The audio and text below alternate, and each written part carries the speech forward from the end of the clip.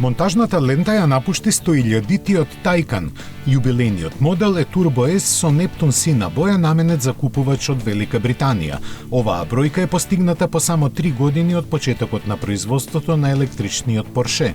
Оваа пригода ја искористија од Цуфенхаузен да напомена дека французинот Жан Хубер Револон со неговиот Тајкан 4S купен во август 2020-та има поминато повеќе од 188.000 километри, успевајќи да помине дневни етапи подолги од 1200 километри.